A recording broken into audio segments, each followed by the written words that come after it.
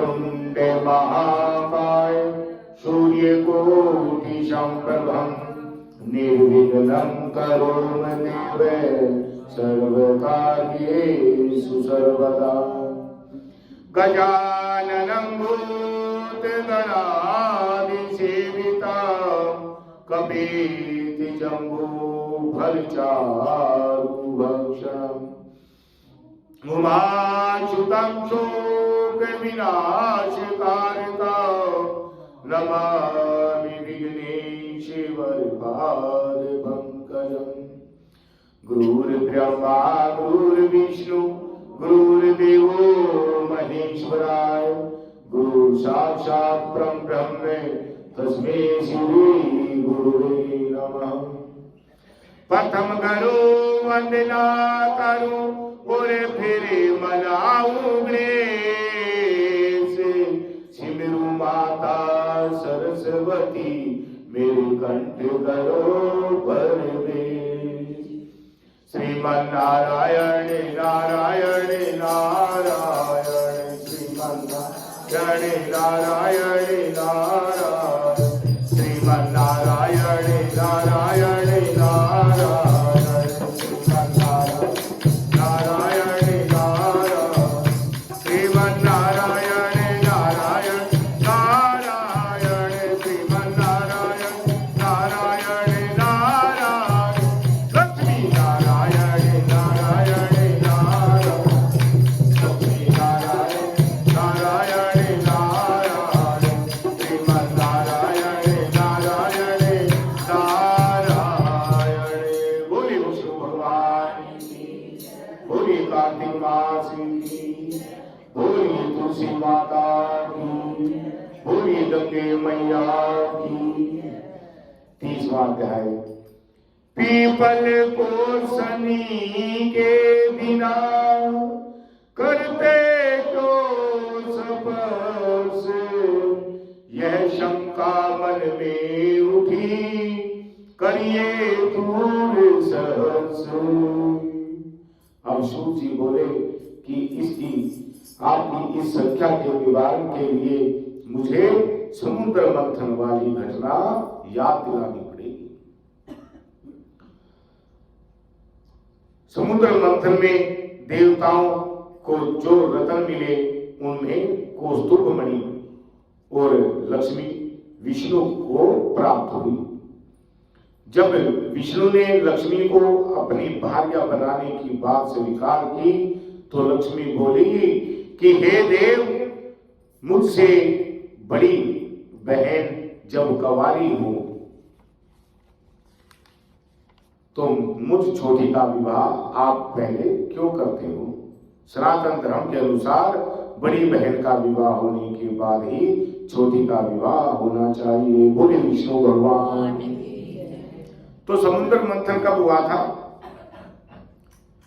समुद्र मंथन जो है अमृत को पाने के लिए किया गया था। मेन उद्देश्य यही था कि अमृत मिल जाए, क्योंकि देवता राक्षस जो है वो ज्यादा हो गए थे और राक्षस का बल जो है वो अत्याचार बढ़ गया था और अमृत को पाने के लिए जो है वो देवता बलहीन हो गए थे और समुद्र मंथन का मूल उद्देश्य अमृत को पाना था। अमृत को पीकर देवता अमर हो जाते।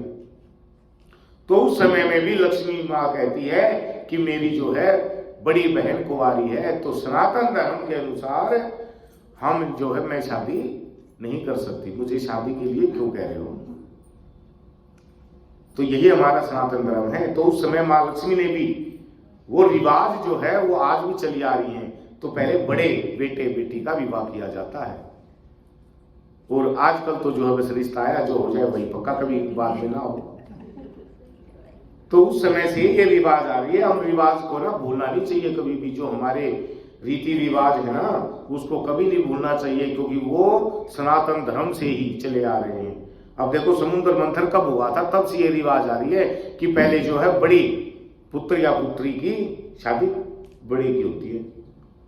लेकिन जब लक्ष्मी माँ कहती है कि मैं तो जो है छोटी हूं और आप जो है बड़ी बहन का विवाह होना चाहिए, यह सुनकर विष्णु ने उदालक नामक तपस्वी के साथ अनुग्रह करके लक्ष्मी की बहन अलक्ष्मी का विवाह करा दिया। लक्ष्मी की बहन थी अलक्ष्मी। तो बड़ी बहन अलक्ष्मी का मुख सधुर था, बड़े बड़े दांत, लाल नेत्र और शरीर जीर्ण एवं कृश था। धर्मज्ञ मुनि उदालक ने विष्णु की आज्ञा से उसको अंगीकार कर लिया और अपने आश्रम पर ले आए। अब वहां होम का सुगंधित धुआं उठ रहा था, वेद ध्वनि हो रही थी। हरे ओम स्वस्ति न इंद्रो वृद्धश्रवाः स्वस्ति नः पूषा विश्ववेदाः।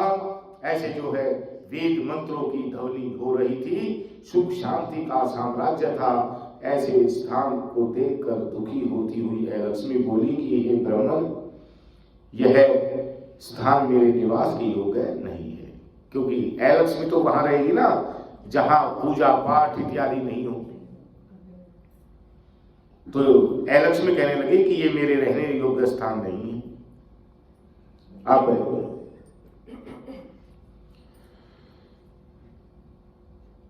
स्वामी, जहां वेद ध्वनि होती हो, होम होता हो, भगवत भजन होता हो, अभ्यागतों का सत्कार होता हो, यज्ञ दान आदि शुभ कार्य जहां हुए, स्त्री पुरुष प्रेम पूर्वक रहते हो, देव पितृजों का सभिंद पूजन होता हो, वहां मैं कैसे रह सकूंगी?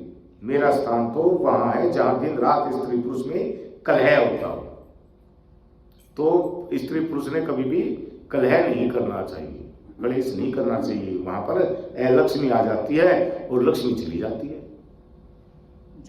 तो शांत रहना चाहिए। बहुत से परिवार ऐसे हैं, बहुत से बुजुर्ग ऐसे हैं, बहुत हमारी सभी की वृत्तियां ऐसी होती है कि हम छोटी सी बात पर कलह ले आते हैं।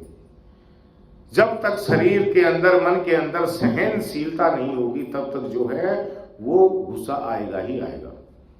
और क्रोध हमारा सबसे बड़ा शत्रु होता है, और कोई शत्रु नहीं है, कोई दुश्मन नहीं है। रावण ने जब अंत समय में राम का नाम लिया और श्री राम जी ने कहा कि लक्ष्मण भाई जा, बड़े विद्वान ब्राह्मण हैं, अंत समय में कुछ ज्ञान दिया, तब उन्होंने कहा था कि ये जो है मेरी और राम की कोई दुश्मनी नहीं है, शत्रुता नहीं है, ये धर्म और अधर्म की लड़ाई थी। और मैं तो, मेरा तो सबसे बड़ा शत्रु मेरा क्रोध ही था, जो कि भगवान ने जो है उसे खत्म कर दिया। तो कभी भी लक्ष्मण से यही, क्योंकि लक्ष्मण में भी बहुत क्रोध था, शेषनाग के अवतार थे वो, और छोटी सी बात पर शू की आवाज आती थी जैसे सांप निकालते, इतना क्रोध था। तब राम ने कहा था कि इस क्रोध को कंट्रोल में कर लो, सबसे बड़ा शत्रु यही है आपका। तो हमारा सबसे बड़ा शत्रु जो है वो है क्रोध। या देवी सर्वभूतेषु शक्ति रूपेण संस्थिता यशो देहि यजो देहि दिशो देहि यशो जहि। यानी कि हे दुर्गा माँ, दुर्गा सप्तशती में लाइन है कि हे दुर्गा हमें यश दीजिए और हमारे सबसे बड़ा जो शत्रु है क्रोध रूपी शत्रु को उसका नाश कीजिए। तो अब अलक्ष्मी ने कहा कि जहां कलह, स्त्री पुरुष में कलह होता हो, वहां मैं रहती हूँ। कर्कश वाणी बोली जाती हो, जहां दुराचरण होता हो, गुरु का सत्कार ना होता हो, काम चोर आलसी और अधर्मी मनुष्यों का जहां निवास हो, ऐसी जगह में मेरे लिए बहुत ही प्रिय है। तब मैं मदिरा पान और गोवंश का वध करने वाले पापी हत्यारों को उत्तम मानकर उनके निवास को ही अपने योग्य मानती हूँ। आप मुझ पर कृपा करें और मुझे अयंत्र ले चले यहाँ से, क्योंकि यहाँ मैं नहीं रह सकती। अब उदालक ऋषि कुछ सोचकर बोले कि हे कांते, जब तक मैं तुम्हारे योग्य स्थान की खोज करूं, तुम इस पीपल में के वृक्ष में नीचे रहो। सूत जी बोले कि इस प्रकार उस पीपल के वृक्ष के नीचे लक्ष्मी को बैठाकर उदालक ऋषि उसके लिए उपयुक्त स्थान खोजने चले गए। अब लक्ष्मी उनकी काफी समय तक प्रतीक्षा करती रही, लेकिन उदालक जी नहीं लौटे। अपने को स्वामी द्वारा त्यागी हुई जानकर वह पीपल के वृक्ष के नीचे विलाप करने लगी। उसके विलाप और रुदन से बैकुंठ में विराजी लक्ष्मी जी व्याकुल हो उठ। उसने विष्णु से निवेदन किया कि हे दयालु, आपको यदि मैं प्यारी हूं तो आप मेरी बड़ी बहन जो पति द्वारा त्यागी जाने से दुखी है उसको जाकर धीरज दो, उसे समझाओ। तब भगवान विष्णु लक्ष्मी के साथ वहां पहुंचकर उसे धीरज देते हुए बोले कि हे लक्ष्मी, तू चिंता क्यों करती है? तू इस पीपल को ही अपना आश्रय दान जान, यहीं पर रह। यह मेरे अंश से उत्पन्न है, मेरा ही रूप है और मैंने तुम्हें यह शाम दिया है।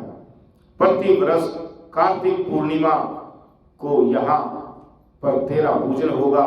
जो व्यक्ति तुम्हारा पूजन पीपल के नीचे आज के दिन करेंगे उनके घर में तेरी छोटी बहन अचल होकर रहेगी। बोले विष्णु भगवान की।